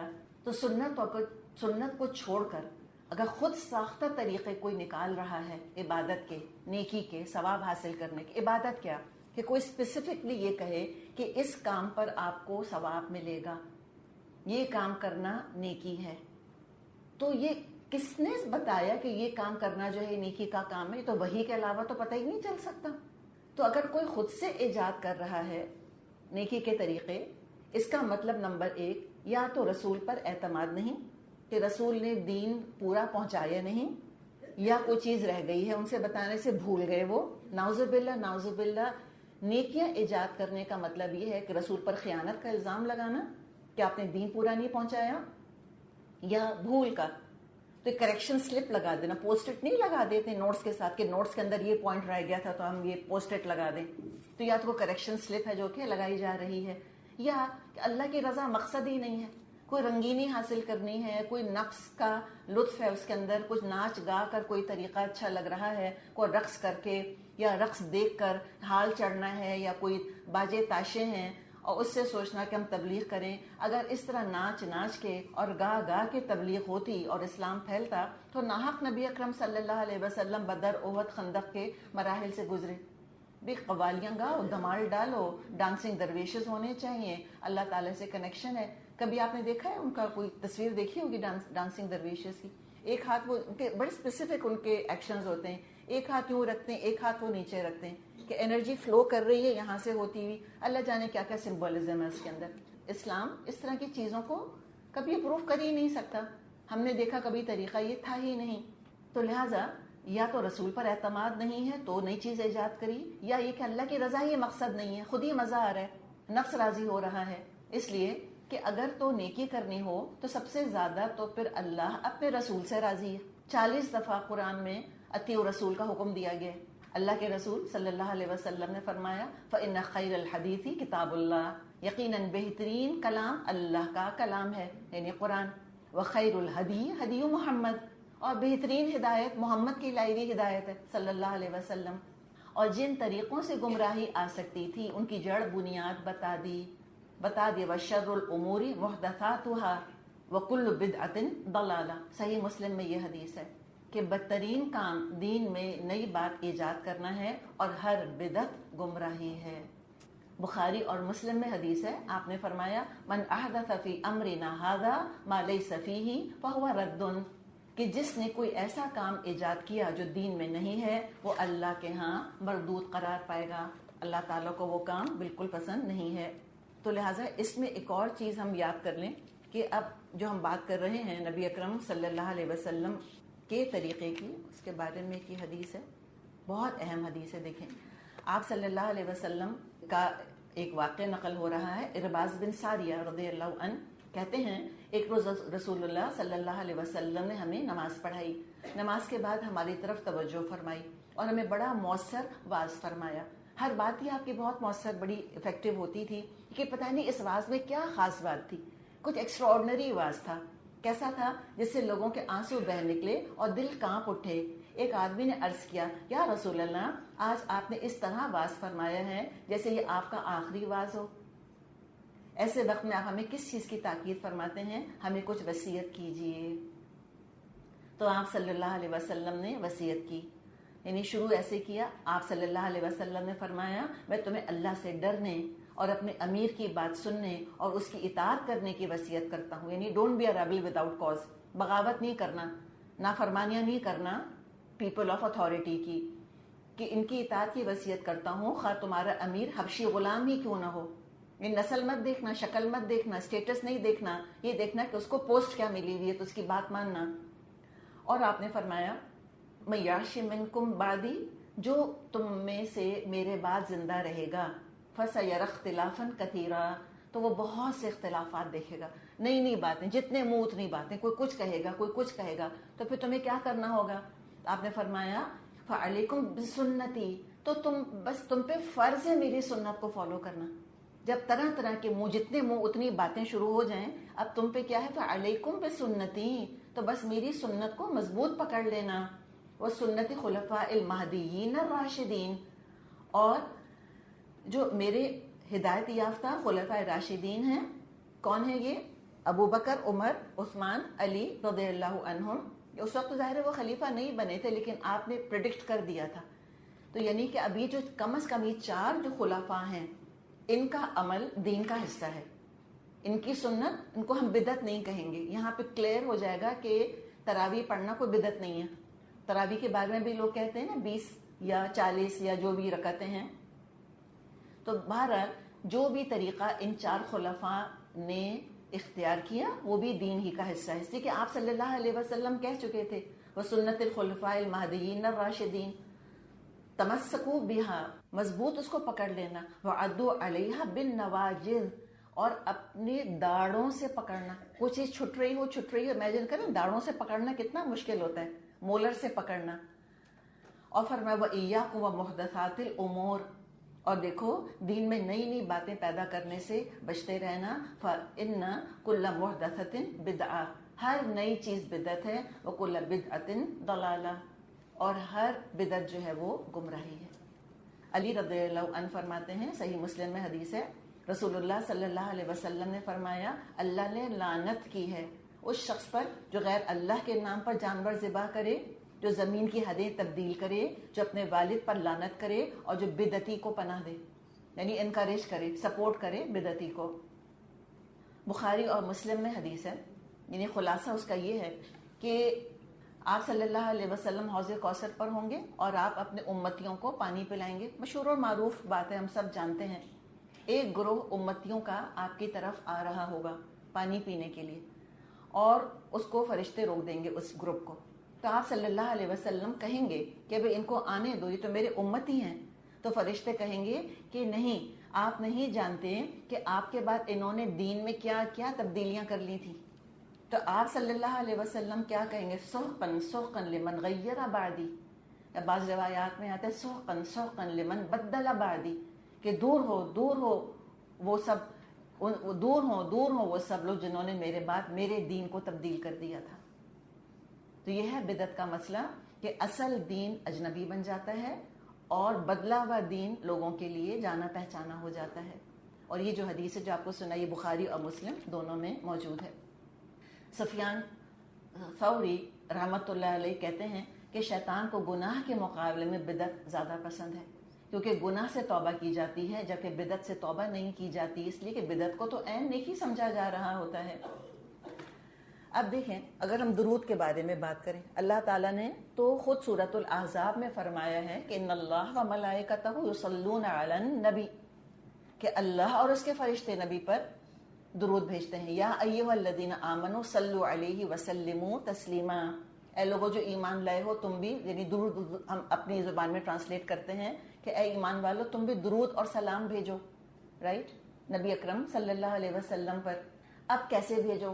نماز میں پڑھتے ہیں درود، نماز میں پڑھتے ہیں سلام، جی ہاں پڑھتے ہیں درود بھی اور سلام بھی. آدھی سے زیادہ نماز ہم کھڑے ہو کے پڑھتے ہیں اور تھوڑا سا پورشن ہم بیٹھ کے پڑھتے ہیں، رائٹ. تو درود اور سلام کہاں پڑھتے ہیں؟ کھڑے ہو کے کہ بیٹھ کے؟ بیٹھ کے. کبھی آپ نے غور کیا کیوں؟ نبی اکرم صلی اللہ علیہ وسلم کو بالکل یہ بات پسند نہیں تھی کہ آپ کسی مجلس محفل میں تشریف لائیں اور لوگ آپ کو دیکھ کر کھڑے ہو جائیں. تو چونکہ اللہ کے رسول کو یہ پسند نہیں تھا کہ ان کو دیکھ کر کھڑا ہوا جائے، تو اللہ نے اپنے نبی کی پسند کا کتنا لحاظ کیا کہ درود اور سلام کی عبادت جس کا قرآن میں ذکر ہے اس کو بیٹھ کر پڑھنے کے لیے کہا گیا نماز میں. اللہ تعالیٰ چاہتا تو فاتحہ کے بعد ہم درود اور سلام پڑھ لیتے، ہم درود پڑھ لیتے، لیکن نہیں کیا. اب بات یہ ہے کہ جو مسلمان نبی کی عین پسند مرضی کے مطابق کھڑا نہیں ہوتا کہتے ہیں گستاخ رسول، یہ کہتے ہیں. اور جو کھڑا ہوتا ہے جو کہ عین نافرمانی کر رہا ہے، جس سے کہ اسپیسیفکلی منع کیا تھا آپ صلی اللہ علیہ وسلم نے، کہتے ہیں محب رسول. اور آپ یہ دیکھیں کہ اب یہ چیز اتنی رواج پا گئی ہے کہ اب اس کے اندر اگر ہم بات کریں تو لڑائی جھگڑے کی نوبت آ جاتی ہے. ناراض ہوتے ہیں لوگ, کفر کے فتوے لگا دیں گے, اور ایک پیٹ ان کا ورڈ ہے کہ وہابی ہو گئے ہو, یہ ساری باتیں شروع ہو جائیں گی. 12 ربیع الاول کو کبھی کسی صحابی نے جشن کے طور پہ نہیں لیا. عیدیں 2 ہی تھیں, عید الفطر, عید الاضحیٰ, کوئی تیسری عید نہیں تھی. عید میلاد النبی کا آغاز کر دیا.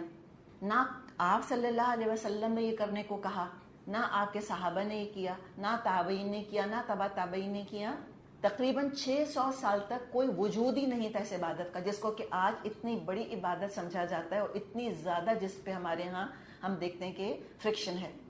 اور اس کے تقریباً 600 سال کے بعد پھر کسی نے اس سلسلے کو شروع کر دیا. تو یہ کام تو کبھی نہیں کیا گیا. تو مجھے بتائیں کہ جو کام نہیں کیا آپ صلی اللہ علیہ وسلم نے, وہ کیسے عبادت بن سکتا ہے, اس میں کیسے اجر مل سکتا ہے؟ اور پھر جو ہوتے ہوتے اس میں اضافے ہوتے چلے گئے ہیں, وہ ہمارے سامنے ہیں. چلیں ربیع الاول کے مہینے میں کوئی انسان کوئی مجلس اس طرح سے منعقد کر لے کہ آپ صلی اللہ علیہ وسلم کا ذکر ہو رہا ہے, کہ آپ کی احادیث بیان کی جا رہی ہیں, اس بات پہ غور و فکر کر رہے ہیں کہ ہم سنت کے مطابق شادی بیاہ کیسے کریں, سنت کے مطابق موت کا معاملہ کیسا ہونا چاہیے. تو چلیے ٹھیک ہے. اور آپ صلی اللہ علیہ وسلم کی شخصیت کیا ایسی ہے کہ سال میں ایک دن یاد کیا جائے اس کو؟ آپ کو تو روز یاد کرنا چاہیے, ہمیں اٹھتے بیٹھتے یاد کرنا چاہیے. یہ آپ کا مقام ہے. یہ کیسی بے وفائی ہے مجھے بتائیں کہ سال میں ایک دفعہ یاد کرتے ہیں, وہ بھی اس طرح سے یاد کرتے ہیں جو بتایا ہی نہیں گیا. یہ کیسی محبت ہے, یہ کون سی فرما برداری ہے؟ امتیں کیا ایسی ہوتی ہیں؟ نہیں, امتیں ایسی نہیں ہوتی.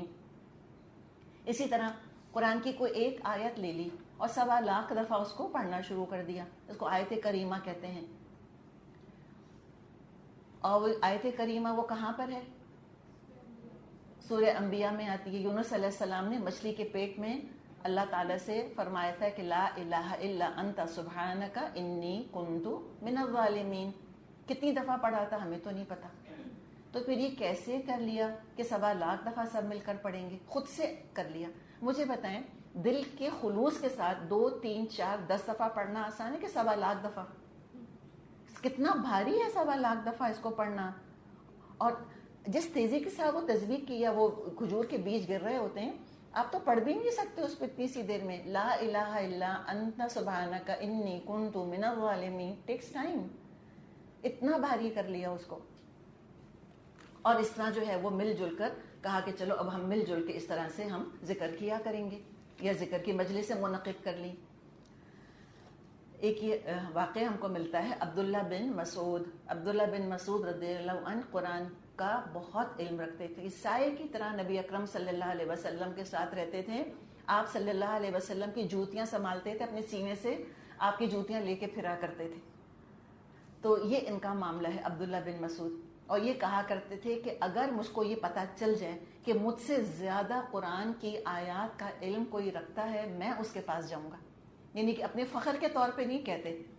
دیکھیں وہ کہتے ہیں نا الخبر دون الفخر, کہ خبر دی جا رہی ہے, فخر نہیں کیا جا رہا ہے اس بات کے اوپر. وہ کہتے تھے کہ مجھ سے زیادہ اگر کوئی قرآن جانتا ہے تو میں جاؤں گا اس کے پاس اس سے علم حاصل کرنے کے لیے. اتنے بڑے عالم تھے. انہوں نے کیا دیکھا, ان کو پتا چلا کچھ لوگ مسجد میں مل کر اونچی آواز سے ذکر اور درود شریف پڑھ رہے ہیں. تو یہ ان کے پاس آئے اور فرمایا ہم نے رسول اللہ صلی اللہ علیہ وسلم کے زمانے میں کسی کو اس طرح ذکر کرتے یا درود شریف پڑھتے نہیں دیکھا, لہذا میں تم کو بدعتی سمجھتا ہوں. اور یہی الفاظ دہراتے رہے یہاں تک کہ ان کو مسجد سے نکال دیا. اب وہ تو اس وقت کا تو زمانہ تھا, اس لیے کہ ایسی ڈیویشنز کم تھیں اور دین کے سمجھنے جاننے والے, عمل کرنے کروانے والے زیادہ تھے. لیکن آج میں اور آپ تو یہ چیز نہیں کر سکتے کہ ہم کسی کو کہیں سے نکال دیں. بہت سے بہت میں اور آپ کیا کر سکتے ہیں کہ ہم نرمی اور حکمت کے ساتھ ان کو سمجھاتے رہیں. اسی طرح اگر ہم دیکھیں کہ بدعات کی اور کیا وجوہات ہیں. ایک تو ہم نے خلوص محبت کی بات کری, ٹھیک ہے. ایک بدعات کا بہت بڑا ریزن یہ رہا کہ غیر اسلامی کلچر سے متاثر ہونا, ان کے عبادت کے طریقوں کو پسند کر کے اور ان کے عبادت کے طریقوں کو اسلامائز کرنے کی کوشش کی گئی ہے. ہندوؤں کے ہاں کسی کا جب انتقال ہو جاتا ہے, ان کے ہاں عقیدہ یہ ہے کہ تیسرے دن روح آتی ہے اور وہ لوگوں کو کھاتا پیتا دیکھ کے بہت خوش ہوتی ہے کہ میرے رشتہ دار جمع ہیں، اپنیشد پڑھ رہے ہیں یا پرانا جو ان کی اپنی مذہبی کتابیں ہیں ہندوؤں کی وہ پڑھائی جا رہی ہیں، لوگ کھا پی رہے ہیں، تو روح جو ہے وہ بڑی خوش ہوتی ہے۔ تو وہ یہی کام کرتے ہیں تیسرے دن کسی کے انتقال کے، تاکہ روح جو ہے وہ خوش ہو جائے۔ تو یہ بھی ان کا عقیدہ ہے کہ 40 دن کے بعد روح واپس چلی جاتی ہے۔ تو وہ پھر ایک تو وہ تیجا کرتے ہیں اور ایک چلہ، 40ویں دن بھی خاص طور پہ اہتمام کرتے ہیں لوگوں کو جمع کرنے کا، اور تیجا بھی کرتے ہیں۔ تو ہندوستان میں جب اسلام داخل ہوا، بجائے کہ ہم ہندوؤں کے توہمات کو دور کرواتے ان سے کہ بھئی یہ طریقے ایسے نہیں ہیں، روحیں جا کے کبھی واپس نہیں آتی، ہم نے کیا کیا؟ ہم نے ان کو اسلامائز کر لیا۔ تیجے کی جگہ اس کو فارسی کا نام سویم دے دیا، اور چلے کی جگہ اس کو 40واں بنا دیا، اور رسول کی سنت ہی یاد نہیں رہی کہ ہمارے نبی صلی اللہ علیہ وسلم کے زمانے میں جب لوگوں کے انتقال ہوتے تھے، آپ نے کبھی یہ کام نہیں کیا کہ تیسرے دن لوگوں کو جمع کرتے یا 40 دن کے بعد جمع کرتے اور سب مل کے اس انداز سے قرآن خوانیاں کرتے۔ آپ نے کبھی یہ کام نہیں کیا۔ تو قیامت کے دن جب پوچھا جائے گا اعمال نامے سے، جب یہ بدعات نکلیں گی، تو ہو سکتا ہے اللہ سوال پوچھ لے کہ میرے رسول کی سنتوں کے مقابلے میں تم کو ہندوؤں کی سنتیں زیادہ پسند تھیں؟ تو ہم کیا شفاعت کی توقع کرتے ہیں پھر نبی اکرم صلی اللہ علیہ وسلم سے؟ تو آپ نے یہ فرمایا ہے کہ مردے کے لیے استغفار کرو، صدقہ قربانی یعنی جو یہ صدقہ جاریہ کے کام کر سکتے ہو وہ کرو۔ تو فکر ہمیں کس بات کی ہونی چاہیے؟ فکر ہمیں قبر میں دفن مردے کی ہونی چاہیے کہ کیا چیز اس کو فائدہ دے گی، کیا چیز اس تک پہنچتی ہے، لیکن اس کی کس کو فکر ہوتی ہے؟ اس کی فکر نہیں ہوتی۔ فکر اس بات کی ہوتی ہے اگر ہم نے سویم اور جمعراتیں اور 40ویں نہیں کیے تو لوگ کیا کہیں گے؟ لوگ کہیں گے مر گئے مردود، نہ فاتحہ نہ درود، لوگ یہ کہیں گے۔ تو اس فکر کی وجہ سے یہ سارے کام کرتے ہیں، اور پھر کہتے ہیں آخر حرج کیا ہے اس کے اندر؟ تو حرج تو بتا دیا۔ حرج یہ ہے کہ اللہ رسول سے پوچھے بغیر ایک کام شروع کر دیا اور غیر مسلموں کے طور طریقوں پہ چل پڑے۔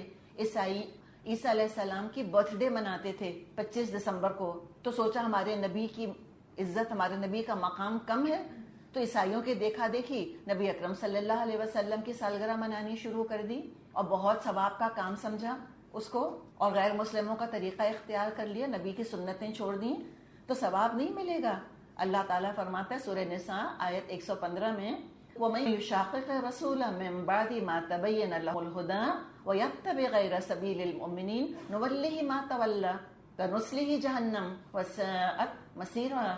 اور جو رسول کے راستے سے اختلاف کرے گا، اس کے بعد کی ہدایت واضح ہو چکی ہے اس پر، اور غیر مومن کے راستے پر چلے گا، اللہ فرماتے ہیں ہم اس کو اسی کے حوالے کر دیں گے اور ہم اس کو جہنم میں ڈالیں گے، اور وہ بہت بری لوٹنے کی جگہ ہے۔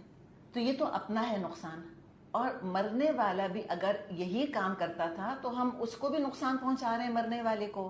ابن ماجہ میں حدیث ہے، جس نے کوئی بدعت جاری کی اور پھر اس پر لوگوں نے عمل کیا تو بدعت جاری کرنے والے پر ان تمام لوگوں کا گناہ ہوگا جو اس بدعت پر عمل کریں گے، اور خود بدعت کرنے والے بھی اس کی پوری سزا پائیں گے۔ تو کسی نے کہا کہ نہیں، مرتے مرتے کہا کہ تو میرا سویم ضرور کرنا، تو میرا 40واں ضرور کرنا، تو خود بھی جس نے وصیت کری وہ بھی گناہ گار، اور جس نے عمل کیا وہ بھی گناہ گار۔ کتنے افسوس کی بات ہے نا کہ انسان مر جائے اور گناہ نہ مرے اس کا۔ تو اب سوال یہ پیدا ہوتا ہے کہ ہم کیسے پہچانیں گے کہ بھئی بدعت کیا ہے؟ تو اس کا سمپل ایک فارمولا ہے۔ کسی مجلس میں جانے سے پہلے سوچ لیں کہ اللہ کے رسول نے اس نام سے کیا یہ کام کیا تھا، اس طریقے سے کیا یہ کام کیا تھا۔ کیا صحابہ کے سامنے اگر اس کام کا ذکر کیا جاتا، کیا عائشہ یا فاطمہ رضی اللہ عنہما کو اس مجلس میں مدعو کیا جاتا، کیا وہ پہچانتی؟ کیا وہ آتی؟ اگر پہچانتے تو ویل اینڈ گڈ، ذکر مل جائے گا ہم کو احادیث میں، صحابہ کے قصوں میں۔ اگر نہیں پہچانتے، اس کا مطلب ہے وہ نئی چیز ہے جو زمانے میں نہیں تھی۔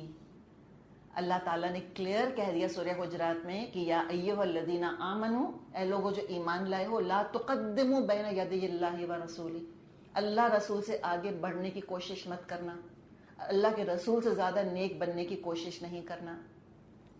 تو سب سے بڑا نقصان جو ہم آج بدعت کا دیکھ رہے ہیں کہ کرنے کا کام پڑا ہوا ہے، بلغوا عنی ولو آیۃ، پہنچاؤ میری طرف سے چاہے ایک آیت ہی کیوں نہ ہو۔ سب سے زیادہ قرآن پڑھا جاتا ہے لیکن بغیر سمجھ کے پڑھا جاتا ہے. مجلسیں منعقد ہو رہی ہیں قرآن کے نام پہ اور قرآن ہی اجنبی ہے لوگوں کے لیے. آپ آزما کے دیکھیں, آپ لوگوں سے صرف الحمدللہ رب العالمین کا ترجمہ پوچھے نہیں آئے گا لوگوں کو. یہ جو لا الہ الا انت سبحانک انی کنت من الظالمین, ان کو نہیں پتا ہوگا قرآن میں یہ کہاں ہے یا اس کا مطلب کیا ہے. کنتا من الظالمین پڑھ لیتے ہیں لوگ کہ اللہ تو ظالم ہے, کچھ نہیں پتا چل رہا ہوتا. کنتو کنتا کا فرق کہاں پتا. تو اگر واقعی میں قرآن کی خدمت کرنی ہے تو قرآن سیکھنے سکھانے کا اہتمام کریں. اس کے لیے کلاسز ہونی چاہیے, دروس اس کے لیے ہونے چاہیے. اگر واقعی نبی سے محبت ہے تو سنتوں کو تازہ کریں کہ شادی کا سنت طریقہ کیا ہے. النکاح من سنتی, نکاح میری سنت ہے. ہم تو کہتے ہیں کہ ان صلاتی و نسکی و محیای و مماتی للہ رب العالمین, کہ میری تو نماز اور میری قربانی اور میرا جینا اور مرنا تو اللہ رب العالمین کے لیے ہے. تو پھر طریقہ دیکھیں نا کہ کیسے کرنا ہے, کیسے مرنا ہے, کیسے جینا ہے, کیسے شادی بیاہ کرنا ہے. تو اور قرآن سے محبت ہے تو قرآن کی تجوید سیکھیں کہ کیسے الفاظ درست طریقے سے ادا کیے جائیں گے, قرآن کے معنی سیکھیں. افسوس کی بات کہ ان کا تو اہتمام ملتا ہی نہیں ہم کو ان چیزوں کا. جہاں قرآن خوانیاں ہو رہی ہوتی ہیں, شادیوں سے پہلے کرتے ہیں, اس شادی کا حال جا کے دیکھ لیں. قرآن دلہن کے سر پر سے گزارا جا رہا ہوتا ہے, دیکھا ہوگا آپ نے, دلہا دلہن کے سر پہ سے کہ قرآن کے سائے میں اپنی بیٹی کو رخصت کریں گے, اور اس کے احکامات دیکھیں کدھر ہیں. اسراف دیکھیں, دکھاوا دیکھیں, بے شرمی بے حیائی دیکھیں, غیر اسلامی رسومات دیکھیں. کون سی سنت, کون سا حکم اللہ کا ہے جو وہاں نظر آ رہا ہوتا ہے ہمیں امپلیمنٹ ہوتا ہوا. تو قرآن تو سر کے اوپر ہے, احکامات پیروں کے نیچے. تو لہٰذا اس کی ضرورت ہے ہمیں کہ ہم یہ سارے کام کریں. عائشہ فاطمہ رضی اللہ عنہما کتنی برکت تھی ان کے گھروں کے اندر. وہ تو یہ مجلس منعقد نہیں کرایا کرتی تھیں کہ آج چلو فلاں سورت کا ختم کرتے ہیں, آج چلو فلاں کام یوں کر لیتے ہیں. ان سے کیا کہا گیا ہے, وَاذْكُرْنَ مَا يُتْلَى فِي بُيُوتِكُنَّ مِنْ آيَاتِ اللَّهِ وَالْحِكْمَةِ, کہ تم پڑھو جو کچھ تمہارے گھروں میں تلاوت کیا جاتا ہے اللہ کی آیات میں سے اور حکمت میں سے. اور اللہ تعالیٰ نے دیکھیں جہاں تک دین کا معاملہ ہے, اللہ نے سورہ مائدہ میں کلیئر کہہ دیا ہے کہ الیوم اکملت لکم دینکم, آج میں نے تمہارا دین تمہارے لیے مکمل کر دیا. جب چیز مکمل ہو جاتی ہے, فائنل ہو جاتی ہے, پرفیکٹ ہو جاتی ہے, اس میں ایڈیشن سبٹریکشن نہیں ہوتا. پکاسو کی تصویر میں کوئی جا کر کہے کہ میں پینٹ کا تھوڑا سا ایک ڈیش یہاں لگا دیتی ہوں, آپ تو خراب کر دیں گے اس تصویر کو. تو یہ ایڈیشن نہیں ہو سکتا. کمال کو پہنچ گیا. اکملت لکم دینکم وَأَتْمَمْتُ عَلَيْكُمْ نِعْمَتِي, اپنی نعمت پوری کر دی تمہارے اوپر. وَرَضِيتُ لَكُمُ الْإِسْلَامَ دِينًا, اور اسلام کو دین کے طور پہ میں نے تمہارے لیے پسند کر لیا ہے. آپ صلی اللہ علیہ وسلم نے حجۃ الوداع کے موقع پہ کلیئر گواہی لی تھی 1.25 لاکھ کے مجمع سے, اَهَلْ بَلَّغْتُ, کیا میں نے پہنچا دیا ہے. تو لوگوں نے گواہی دی تھی کہ آپ نے تو امانت کا حق ادا کر دیا, آپ نے پہنچانے کا نصیحت کا حق ادا کر دیا. تو آپ نے اللہ کو گواہ بنایا تھا کہ اللہم اشہد, اللہ تو گواہ رہنا. تو بدعت کا مطلب یہ کہ آپ تو بتانا بھول گئے, آپ نے تو تبلیغ نہیں کری, آپ بھول گئے تھے.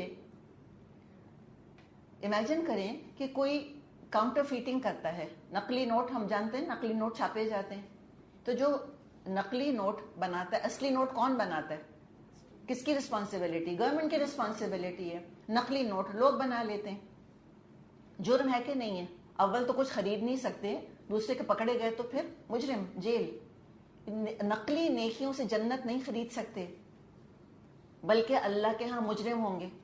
سورہ کہف میں اللہ نے فرمایا ہے نا کہ قُلْ هَلْ نُنَبِّئُكُمْ بِالْأَخْسَرِينَ أَعْمَالًا, ہم بتائیں تم کو کون ہے سب سے زیادہ خسارے میں.